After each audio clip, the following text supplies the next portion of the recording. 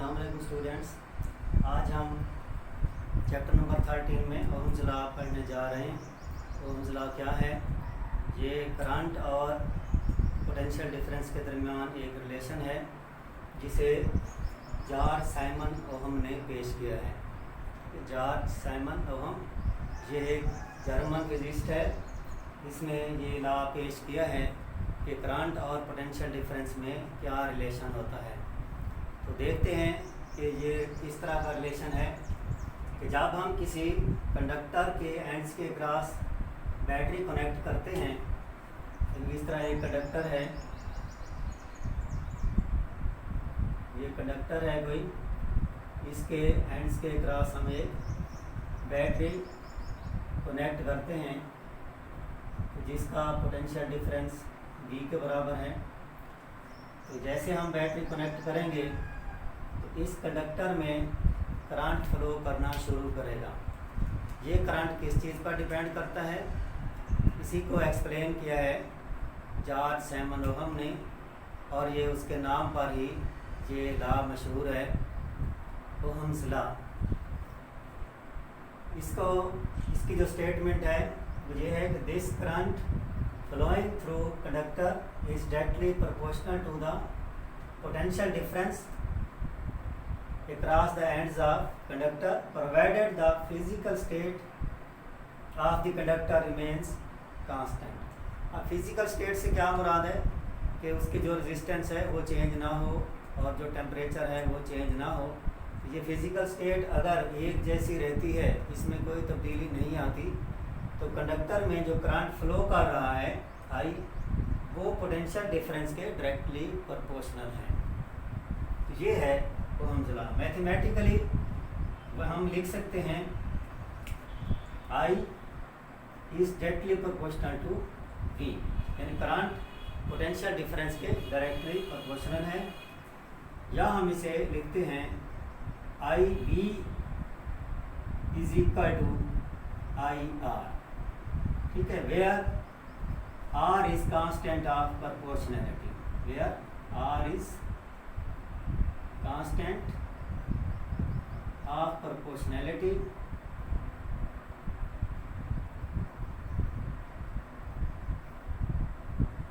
known as resistance।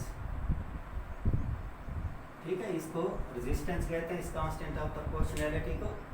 Actually जो formula है वो इस तरह बनता है कि I is directly proportional to V। ठीक है, I V के डायरेक्टली प्रोपोर्शनल है, और यहाँ लिखा जाता है I इज इक्वल टू, तो सम कांस्टेंट ऑफ प्रोपोर्शनैलिटी यहाँ पर लगाते हैं, और यहाँ पर जो कांस्टेंट ऑफ प्रोपोर्शनैलिटी इस्तेमाल होता है वो G इस्तेमाल होता है। अब G से मुराद क्या है?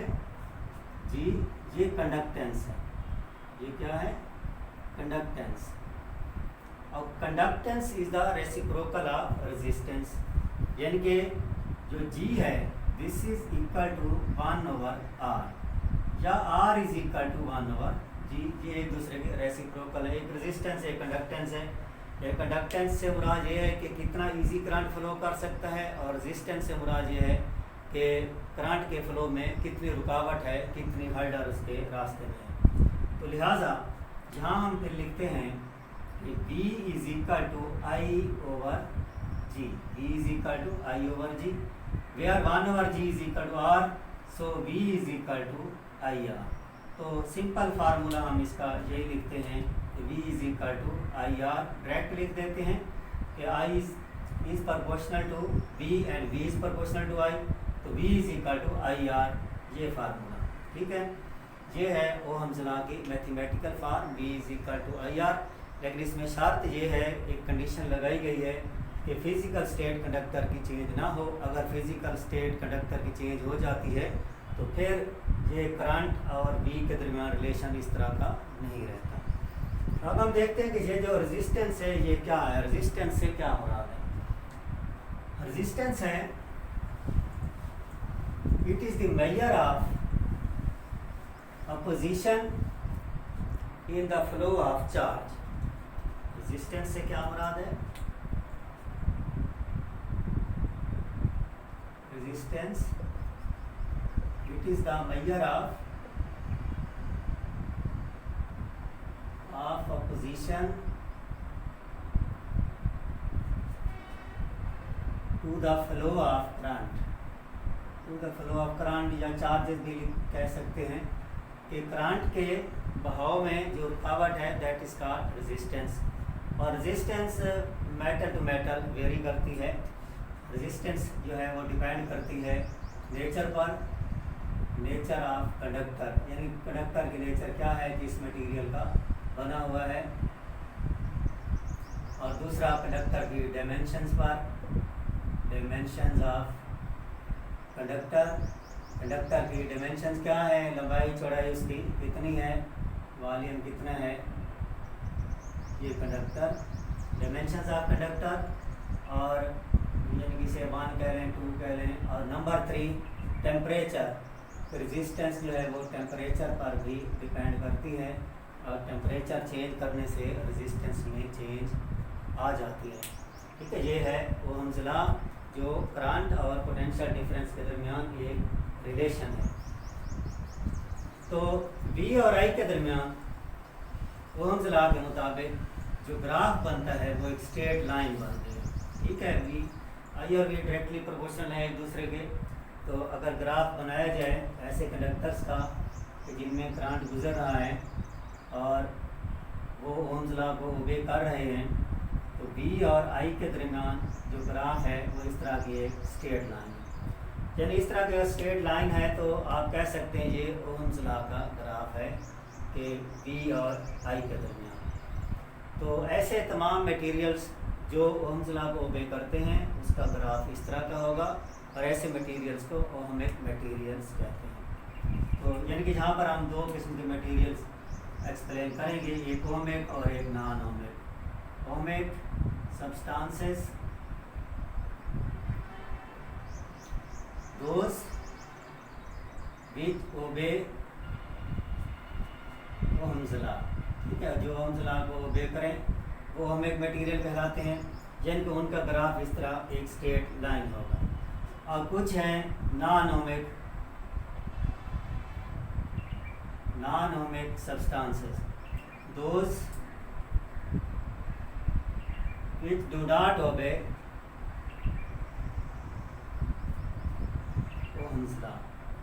ठीक है, जो ओहम्स लॉ को ओबे नहीं करते वो नॉन ओहमिक मटेरियल, और जो ओबे करते हैं वो ओहमिक मटेरियल कहलाते हैं। अब नॉन ओहमिक का जो ग्राफ है वो कुछ इस तरह का बनता है, ये V along x axis, I along y axis, ये रेफरेंस पॉइंट है। तो नॉन ओहमिक के लिए जो ग्राफ बनेगा वो इस तरह का बनता है, यानी कि स्ट्रेट लाइन को ये छोड़ देता है। ठीक है, पहले स्ट्रेट लाइन ऐसे स्ट्रेट लाइन जा रही होगी, ठीक है, इसके बाद ये स्ट्रेट लाइन को छोड़ देता है। तो इस तरह के मटेरियल जो है वो नॉन ओहमिक मटेरियल हैं जो ओहम्स लॉ को ओबे नहीं करते और जिनका ग्राफ एक स्ट्रेट लाइन नहीं बनता। मसलन जो फिलामेंट ऑफ बल्ब है, फिलामेंट ऑफ बल्ब, बल्ब का फिलामेंट ये ओबे नहीं करता ओहम्स लॉ को। ठीक है, does not obey Ohm's law.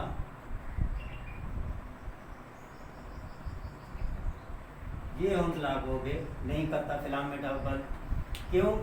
कि इसके फिजिकल स्टेट कांस्टेंट नहीं रहती। यानी कि शुरू में जैसे ही पोटेंशियल डिफरेंस अप्लाई किया जाता है और फिलामेंट में बल्ब गुजरने लगता है, करंट गुजरने लगता है, तो उस वक्त पहले हमें शुरू में स्ट्रेट लाइन हासिल होती है कि जैसे जैसे वोल्टेज बढ़ रहा है करंट भी उसमें बढ़ता जा रहा है। लेकिन एक स्टेज ऐसी आती है कि जहाँ पर ये स्ट्रेट लाइन जो है वो नहीं रहती बल्कि वो बेंट हो जाती है, करंट इसमें कम हो जाता है पोटेंशियल डिफरेंस के साथ साथ। होना तो ये चाहिए कि पोटेंशियल डिफरेंस साथ साथ करंट भी बढ़ता चला जाए, लेकिन जैसे ही करंट बढ़ता है इसमें तो टेम्परेचर बढ़ जाता है इसका।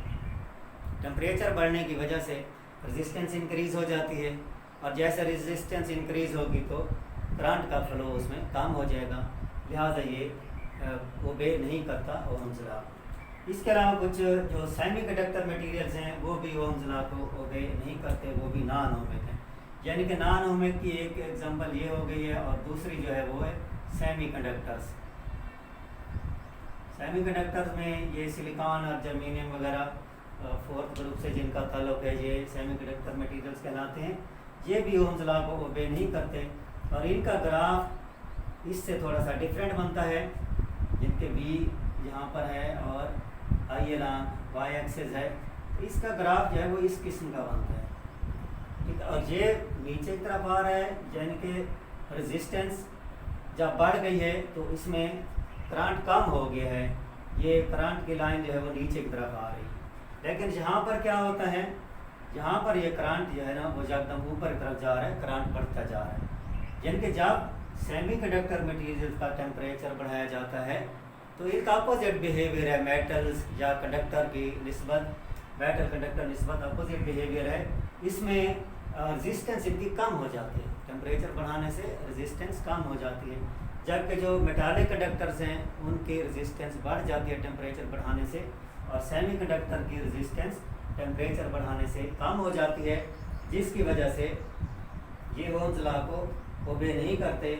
और ये जो ग्राफ इनका बनता है वो इस तरह का बनता है, यानी कि करंट जो है ना वो ज़्यादा इंक्रीज़ हो जाता है, क्योंकि टेम्परेचर के साथ साथ इनकी रेजिस्टेंस एक्चुअली कम हो जाती है, जिसकी वजह से इसमें जो करंट है, करंट की मिकदार वो बढ़ जाती है, ठीक है। ये ओम्स लॉ है। ओम्स लॉ को जो चीज़ें, जो सब्सटेंसेस ओबे करती हैं that are called ohmic materials, और जो ओबे नहीं करते वो नॉन ओमिक मटेरियल्स कहलाते हैं।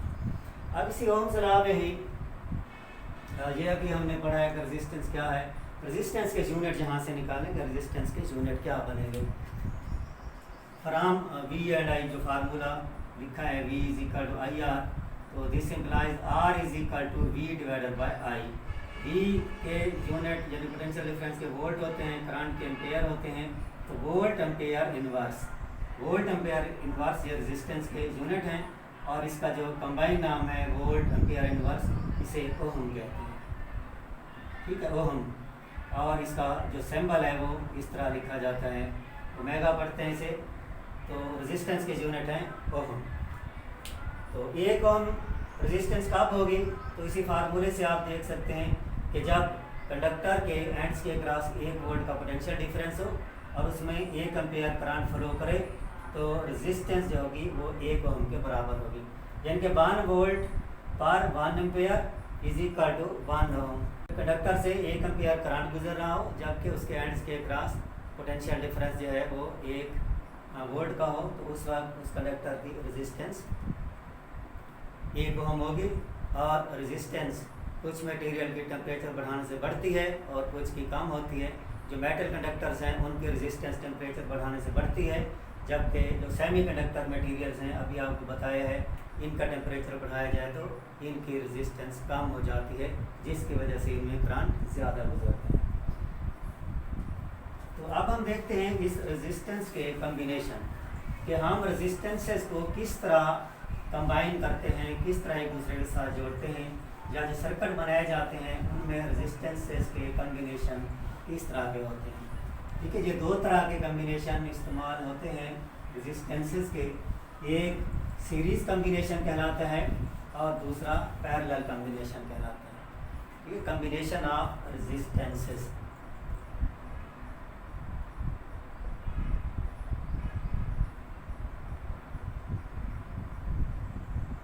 रेजिस्टर्स क्या है, कम्बिनेशन ऑफ रेजिस्टर्स, तो रेजिस्टर्स के कम्बिनेशन कैसे होते हैं, ठीक है। ये 2 किस्म के, number 1 series combination, number 2 parallel combination.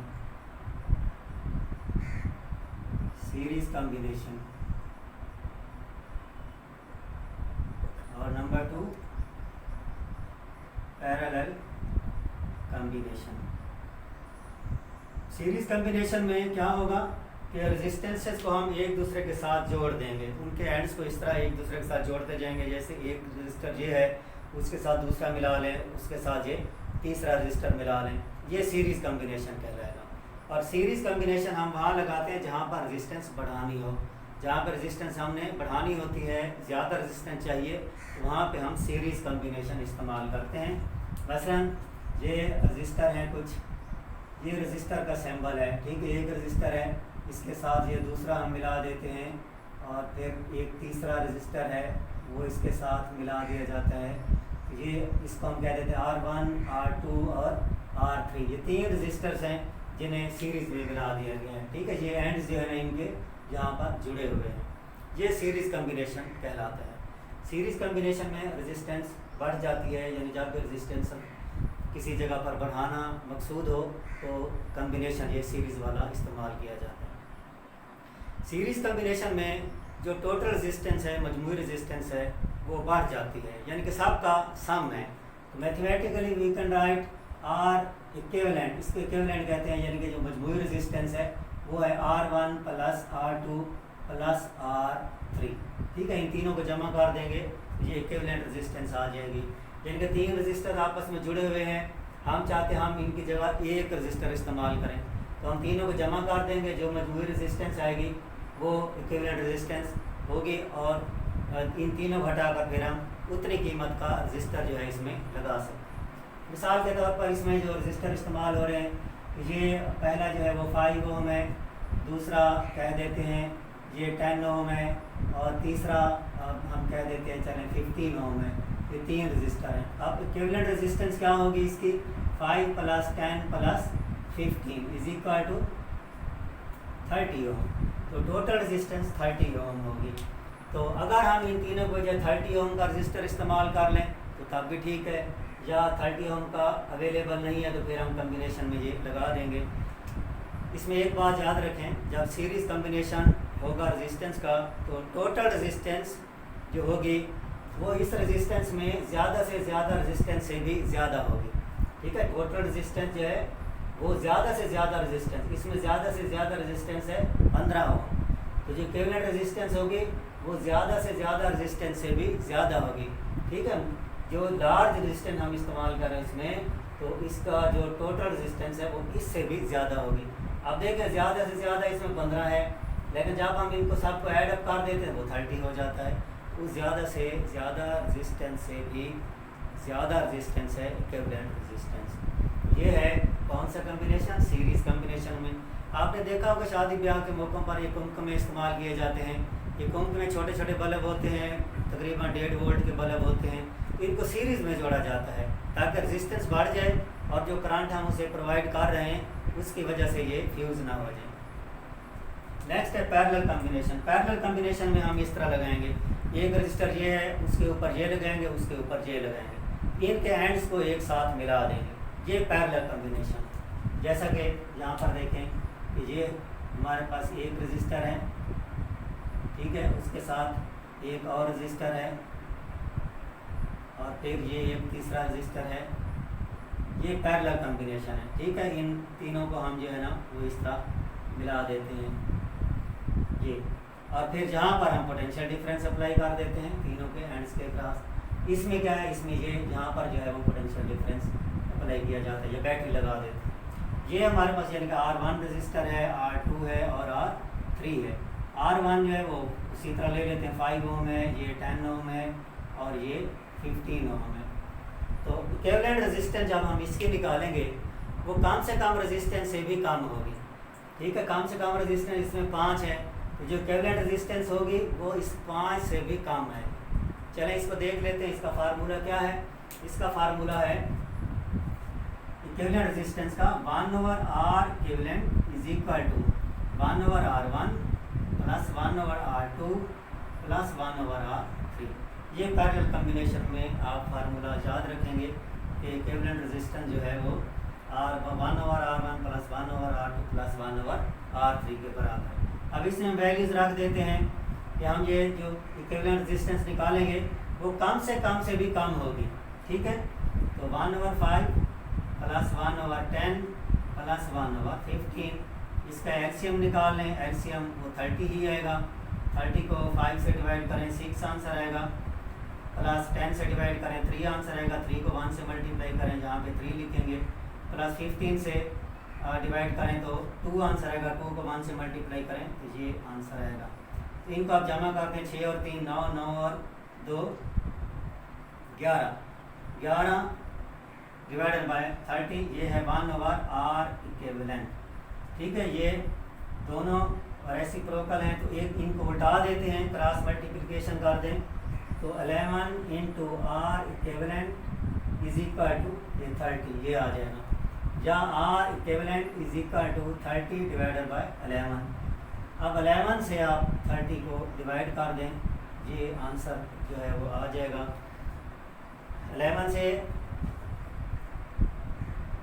ये होगा 11 2 22, 8 आ जाएगा, ठीक है। 8 को फिर आप 7 2.7, ये 2.7 तकरीबन या 2.8 कह लें कि 2.8 के करीब ये रेजिस्टेंस आएगी आर इक्विवेलेंट। अब देखें ये 2.8 यहाँ से जो कम से कम है उससे भी कम है, ये देखें 5 ओम, कम से कम इसमें 5 ओम है, तो इक्विवेलेंट रेजिस्टेंस जो है वो 5 ओम से भी कम है। ये दो कम्बिनेशन है जो हम इस्तेमाल करते हैं। ये याद रहे कि हमारे घरों में, फैक्ट्री, कारखानों में या जो भी हम वायरिंग करते हैं जहाँ पर भी वो पैरेलल कम्बिनेशन होता है, ठीक है। यहाँ अपने हम यानी घर में जितने पंखे, बल्ब, फ्रिज, टीवी, सॉकेट्स वगैरह लगे हुए हैं, ये सारे एक दूसरे के पैरेलल होते हैं ताकि रेजिस्टेंस ना बढ़े और सब अप्लायंस से जितनी भी हैं सबको सेम करंट मिलता रहे। तो ये दो कम्बिनेशन जो है वो आप लोग याद रखेंगे, सीरीज कम्बिनेशन और पैरेलल कम्बिनेशन। हाँ, नेक्स्ट टॉपिक हमारा है resistivity and its dependence on temperature.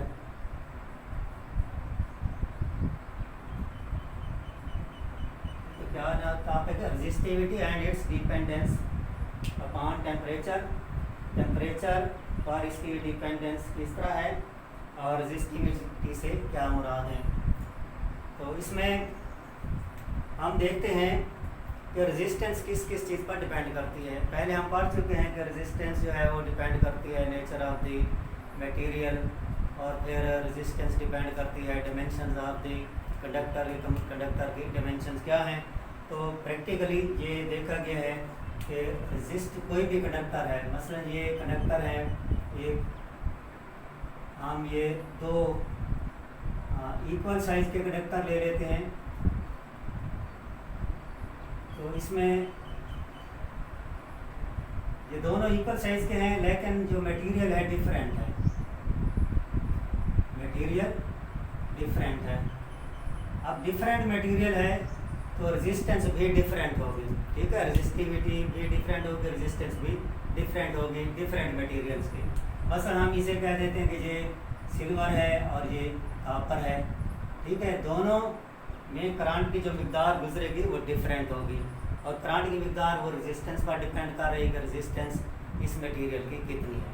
इस तरह हम एक ही मटेरियल ले लेते हैं, मसलन ये मटेरियल है हमारे पास कॉपर, और इसकी एक और वायर हम ले लेते हैं वो इतनी लेंथ की, ठीक है। इसके एंड्स के क्रॉस आप पोटेंशियल डिफरेंस अप्लाई करते हैं, इसको भी, तो किसमें करंट ज़्यादा गुजरेगा, इसमें करंट ज़्यादा गुजरेगा, ठीक है। जिसकी लेंथ कम है उसमें करंट ज़्यादा गुजरेगा, जिसकी लेंथ ज़्यादा है उससे करंट कम होगा।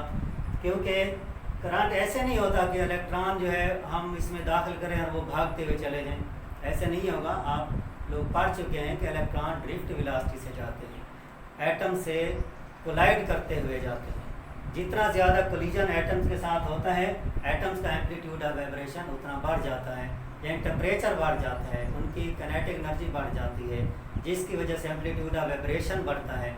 जब एम्पलीट्यूड ऑफ वाइब्रेशन बढ़ेगा उससे पीछे से आने वाले इलेक्ट्रॉनों के टकराने के ज़्यादा चांसेस होंगे, उनके कोलिजन की प्रोबेबिलिटी बढ़ जाएगी, लिहाजा रेजिस्टेंस भी बढ़ जाती है, ठीक है। तो यहाँ पर क्योंकि ये शॉर्ट रास्ता है तो इसमें थोड़ी रेजिस्टेंस होगी, थोड़े कोलिजन होंगे और इसमें करंट ज़्यादा गुजरेगा। और जहाँ पर क्या है, ये एक लंबा रास्ता है तो यहाँ पे कोलिजन भी ज़्यादा होंगे, कोलिजन ज़्यादा है तो रेजिस्टेंस भी ज़्यादा होगी, लिहाजा इसमें करंट कम गुजरेगा। ये बिल्कुल सेम वैसे एग्जांपल है कि आप एक स्टेट रोड पर जा रहे हैं, एक शख्स ने जाना है 20 किलोमीटर का फासला तय करना है अपनी गाड़ी में, एक दूसरा शख्स जा रहा है जिसने 100 किलोमीटर का फासला तय करना है अपनी गाड़ी में। आप देखें कि 20 किलोमीटर का जो फासला तय कर रहा है उसके सामने कितनी गाड़ियाँ आएंगी, और जो 100 किलोमीटर का फासला तय कर रहा है उसके सामने कितनी गाड़ियाँ आएंगी। उसके ज़ाहिर है उसके रास्ते में बहुत ज़्यादा गाड़ियाँ आएंगी, उसके लिए क्रॉसिंग के ज़्यादा मसाइल बनेंगे।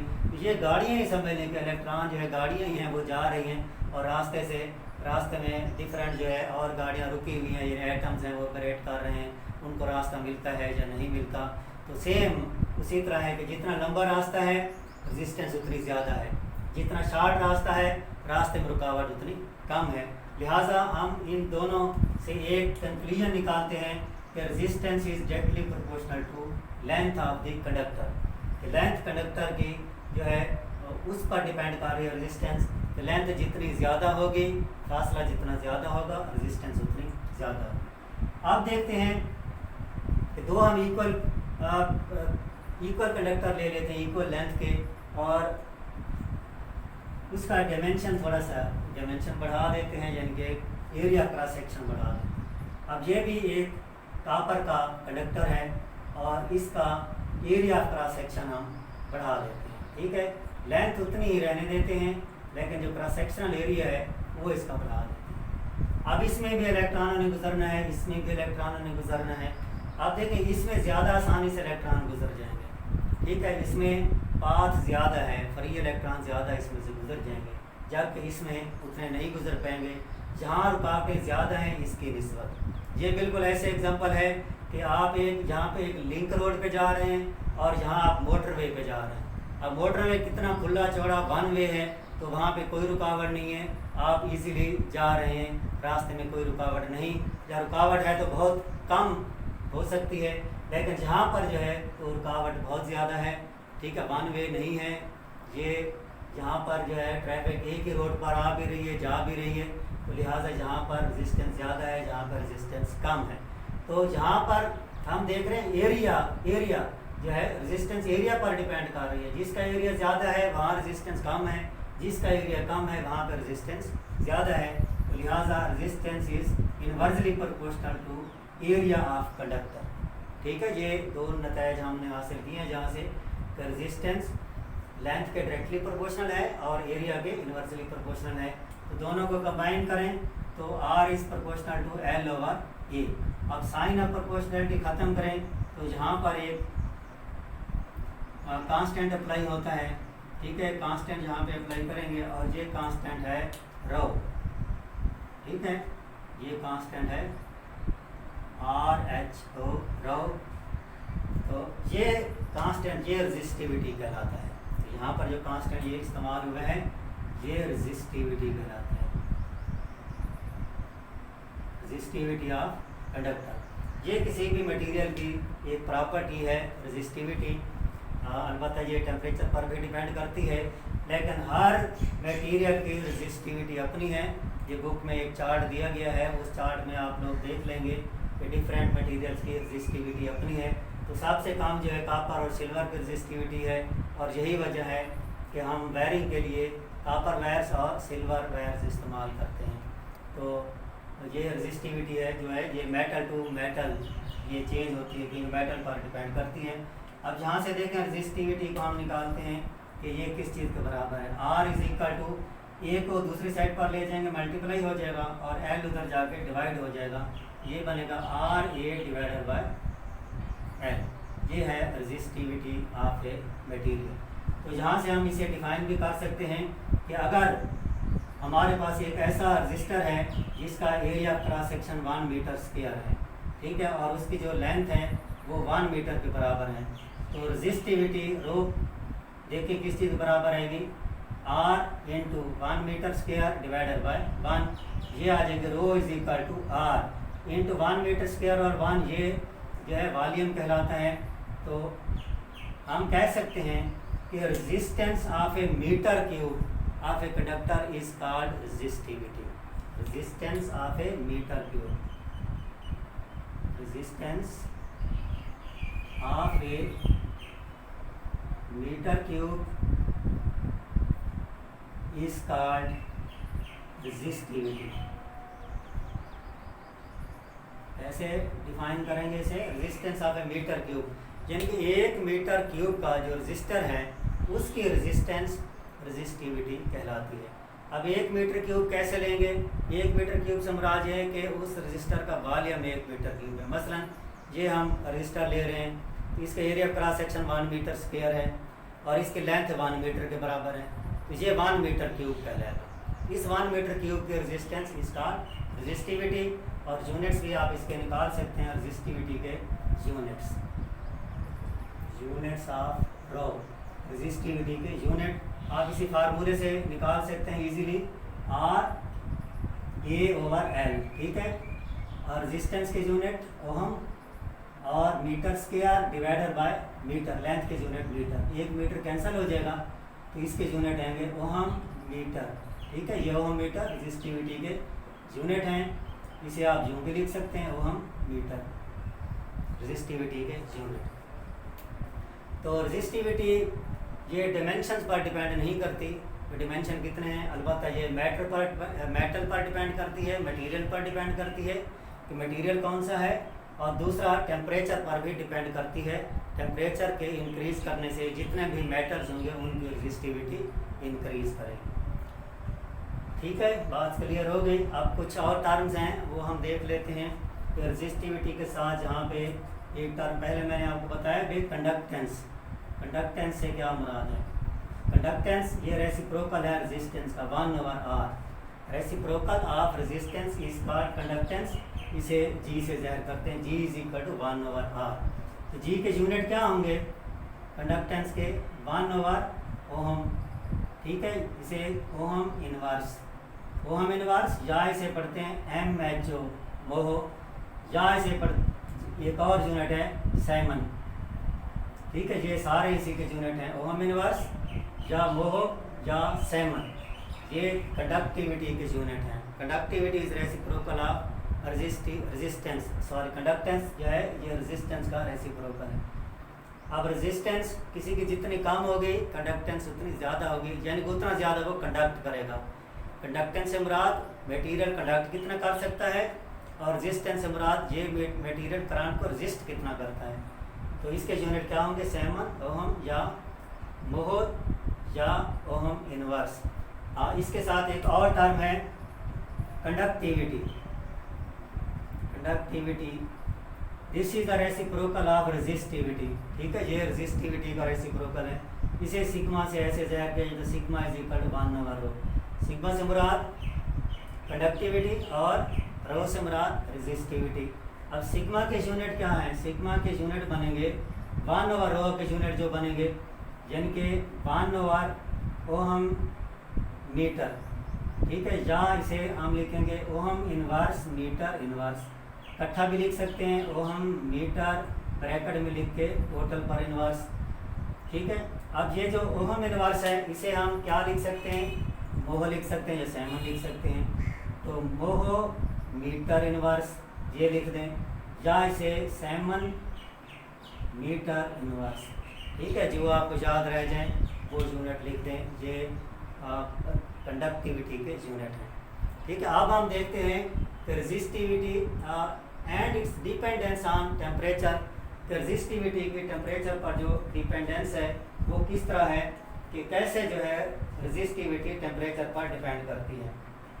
ये टेम्परेचर पर डिपेंड करती है कि जैसे जैसे हम टेम्परेचर इंक्रीज करेंगे तो रेजिस्टिविटी भी उसकी मटेरियल की बढ़ेगी। टेम्परेचर डिपेंडेंस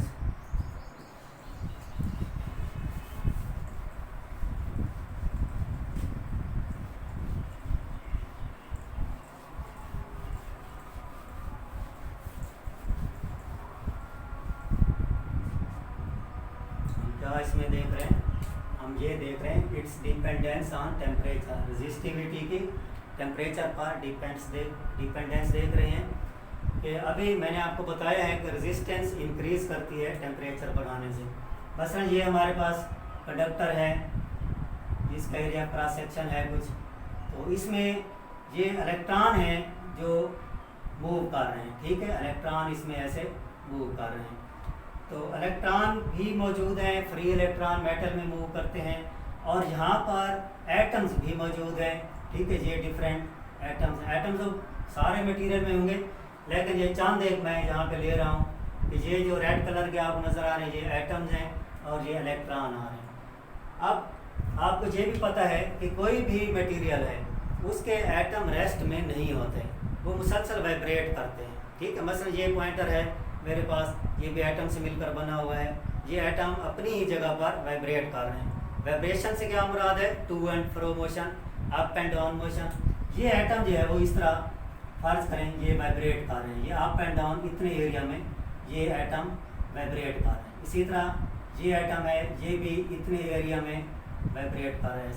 मैंने तो ये अप एंड डाउन ले लिया है, ये इस तरह भी वाइब्रेट कर सकते हैं, इस तरह भी वाइब्रेट कर सकते हैं, ये लॉन्गिट्यूडनल इस तरह भी वाइब्रेट कर सकते हैं। ठीक है, तो हमने सिर्फ ये समझने के लिए कि रेजिस्टेंस कैसे बढ़ती है, तो मैंने इन एटम्स को इस तरह वाइब्रेट कराया है कि ये अप एंड डाउन वाइब्रेट कर रहे हैं। अब ये इलेक्ट्रॉन आ रहा है तो इसके चांसेस हैं इसके साथ कोलाइड करने के, कि जैसे ये वाइब्रेट कर रहा होगा ये रास्ते में इसके लिए रुकावट बन सकता है।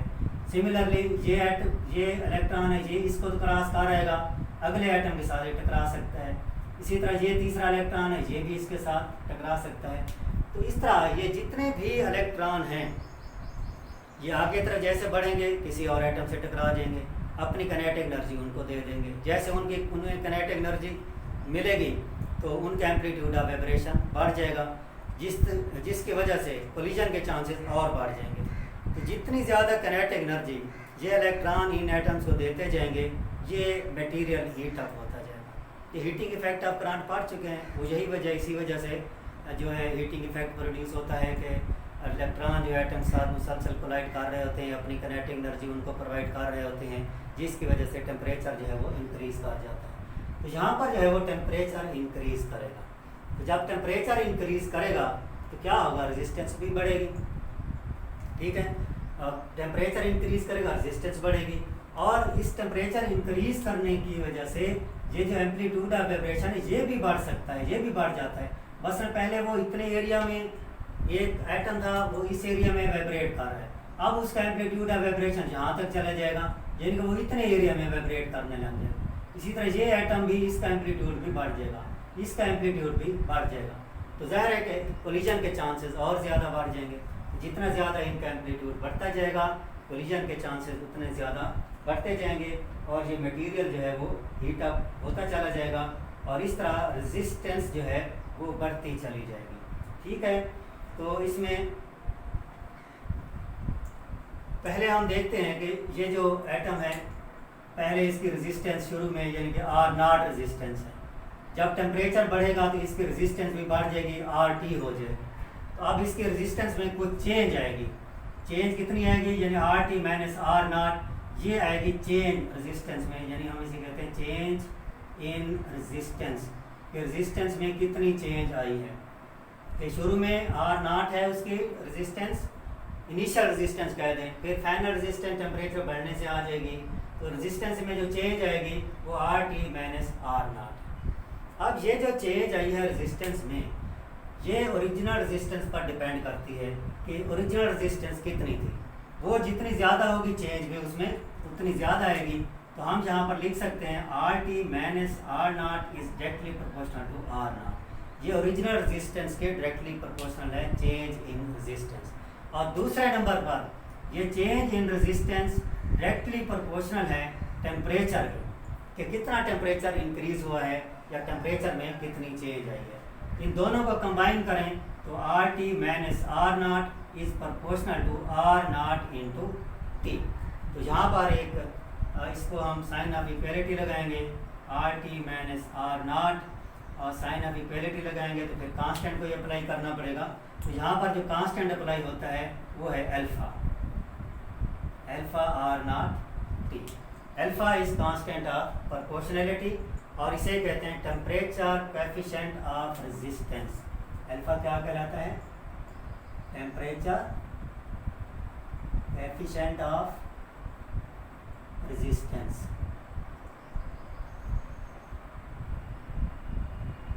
Alpha temperature coefficient of resistance. यहाँ से हम अल्फा की वैल्यू भी निकाल सकते हैं। This implies alpha is equal to RT minus R0 divided by R0 into T। ठीक है, ये है temperature coefficient of resistance alpha. तो ये है resistivity and its dependence on temperature. Temperature बढ़ाने से रेजिस्टिविटी बढ़ेगी। तो जब रेजिस्टेंस ज़्यादा है तो ज़ाहिर है कि रेजिस्टिविटी भी ज़्यादा है। तो हम इस फार्मूले को यूँ भी लिख सकते हैं, alpha is equal to rho t minus rho naught divided by rho naught into T.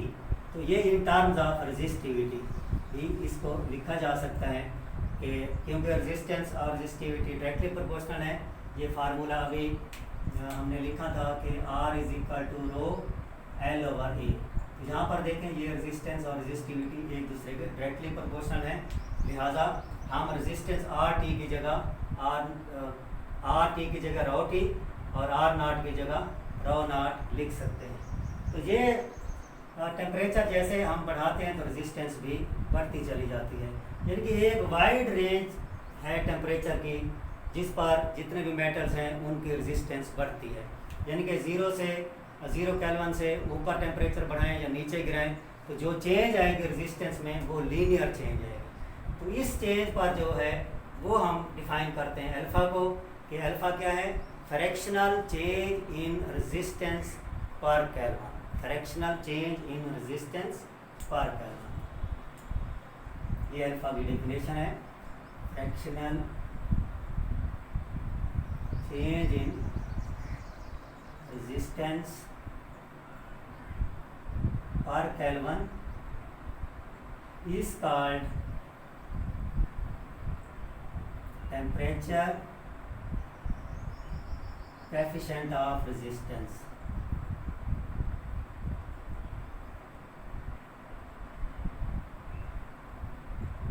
ठीक है, अल्फा क्या है, ये फ्रैक्शनल चेंज इन रेजिस्टेंस पर केल्विन, यानी ये फ्रैक्शनल चेंज इन रेजिस्टेंस या फ्रैक्शनल चेंज इन रेजिस्टिविटी पर केल्विन, एक ही बात है। ठीक है, रेजिस्टेंस लिखें तब भी ठीक है, रेजिस्टिविटी लिखें भी तब भी ठीक है।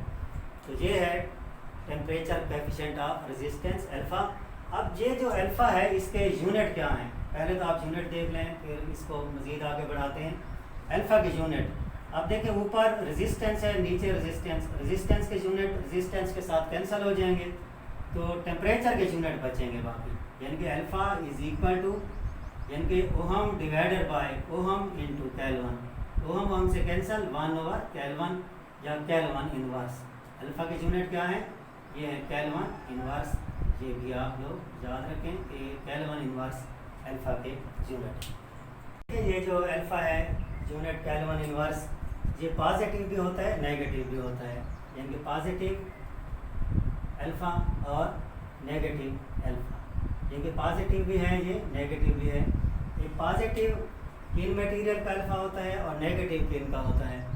पॉजिटिव ये ऐसे मटेरियल्स का है जिनकी रेजिस्टेंस टेम्परेचर के साथ इंक्रीज़ होती है। जब टेम्परेचर इंक्रीज़ किया जाए तो रेजिस्टेंस भी इंक्रीज़ हो जाए, तो ऐसे मटेरियल का temperature coefficient of resistance positive होता है। तो ऐसे ये देख लेते हैं हम यहाँ पे कि ये रेजिस्टेंस है और इधर हम जो है वो टेम्परेचर ले लेते हैं। तो ऐसे मटेरियल्स जिनका टेम्परेचर इंक्रीज़ किया जाए तो रेजिस्टेंस भी इंक्रीज़ हो जाती है। ठीक है, ऐसे मटेरियल का जो अल्फ़ा है अल्फ़ा इज़ पॉजिटिव। और इसमें ये मेटल्स आते हैं, ठीक है, इसमें जो मेटल्स हैं इनका अल्फ़ा पॉजिटिव होता है। और ऐसे मटेरियल भी हैं जिनका अल्फ़ा नेगेटिव होता है, और ऐसे मटेरियल हैं जिनकी रेजिस्टेंस टेम्परेचर इंक्रीज़ करने से डिक्रीज़ हो जाती है। जब टेम्परेचर को इंक्रीज़ करें और रेजिस्टेंस डिक्रीज़ हो जाए तो ऐसे मटेरियल का अल्फ़ा जो है वो नेगेटिव है, अल्फ़ा इज़ नेगेटिव। और इसमें जो है वो सेमीकंडक्टर मटेरियल्स आते हैं, सेमीकंडक्टर्स, जिसमें ये जर्मानियम है, ठीक है, और सिलिकॉन वगैरह है, 4th ग्रुप से इनका ताल्लुक है। ऐसे मटेरियल इनका अल्फ़ा जो है वो नेगेटिव होता है। यानी आपको क्लियर हो गया, अल्फ़ा नेगेटिव ऐसे मटेरियल का होता है जिनकी रेजिस्टेंस टेम्परेचर बढ़ाने से कम होती है, और ऐसे मटेरियल का अल्फ़ा पॉजिटिव होता है जिनकी रेजिस्टेंस बढ़ती है टेम्परेचर बढ़ाने के साथ। उम्मीद है आपको समझ आ गया होगा। अगर कोई क्वेश्चन हो तो कमेंट्स में आप लिखेंगे, आंसर उसका मिल जाएगा। Thank you.